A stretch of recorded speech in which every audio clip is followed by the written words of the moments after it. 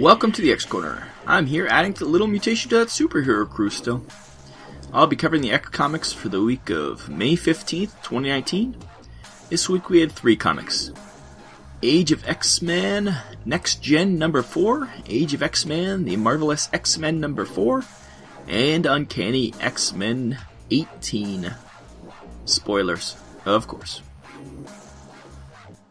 We'll start with Age of X-Men Next Gen number 4, written by Ed Brisson, art by Marcus Toe. In this issue, Glob is letting Rockslide into the club by waxing him up, but Armor interrupts before he can get fully waxed. She lets them know that Enola is on the run and Pixie found them out.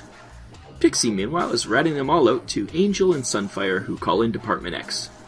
Department X ransacks the kid's room, while Armor, Glob, and Rockslide go to the place Enola told Armor about.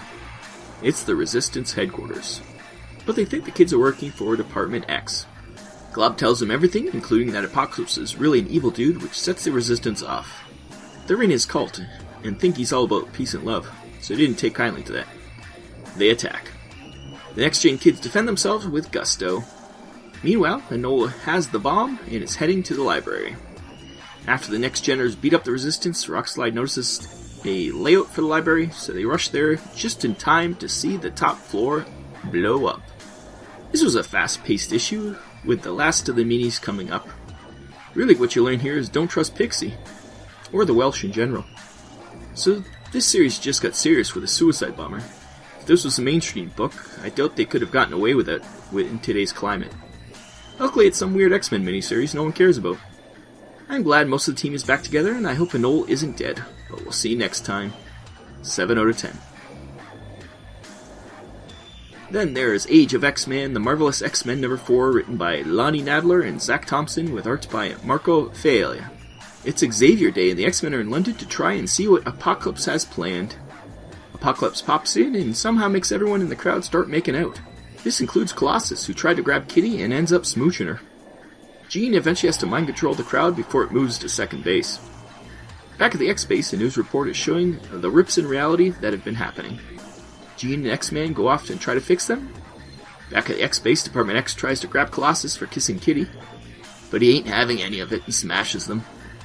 Back with X-Man and Jean, she sees into one rip, Scott and her kissing, and she starts to flip out. X-Man tries to talk her down, but she instantly blames Apocalypse for the false images and vows to put a stop to his plans. Yet another rushed issue, and scattered too. They jump from one scene to another, and still there isn't a story here. It's almost more of a companion piece for the Extra X book, since Apocalypse is the main thrust of this story. I like the Colossus beatdown of the Department X guys, and that he ran.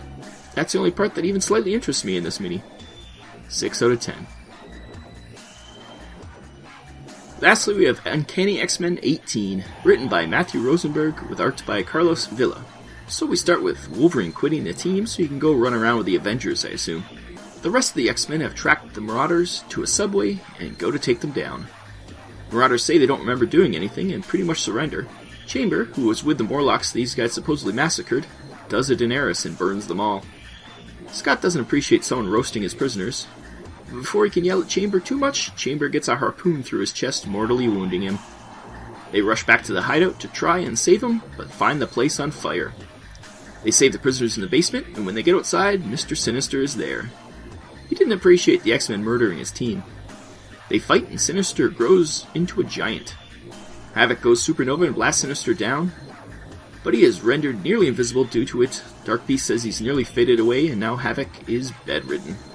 After the battle, Karma quits the team too, since everyone hates her anyways. She did try to murder their New Mutants a while back. Danny consoles her, but she plans to take care of her permanently child-aged siblings and Jubilee's kids since they think she's dead. Scott thinks they defeated Sinister a little too easily, and he and Havoc wonder who this Emma Frost is. Scott plans to send Sinister to Captain America for safekeeping and makes the call. On the other end, though, is Emma and Mystique, who's been pretending to be Cap for this whole time. Well, I guess we know why Cap has been acting weird now. This series never felt like it found its footing in the post-Age of X-Men. The group was fun, and the premise, though strained, allowed for the best X-Men villains tour. Now, though, the balloon seems to have popped a bit. Wolverine quitting smacks of editorial interference, since he was all about the team and their goal before the last issue. I guess it doesn't matter since it's all ending for the great reboot soon. Still, I'd like some consistency. Maybe it's my own bias since I know it's ending soon. Still not a bad issue, just rushed. 7 out of 10. It's funny, I was complaining not too long ago about decompressed narrative taking too long, and now I'm all rushed. I guess either watch what you wish for, or I'm never satisfied. Either way, this X-Men run better have some resolution in the next few months, because if not, what was it all for? Entertainment, I guess, but as an X-Men fan, we've been used to getting building of the mythos over the years. Now I see Chamber die and think, oh well, with the reboot he'll probably be back. I'm not sure that's a valid feeling, but all the Marvel press of the reboots sure makes me feel like none of this matters. As always, we'll see. We've been through worse, and even with all my trepidation, I do love Hickman's writing, so I think we'll be fine. See you next week for even more X fun.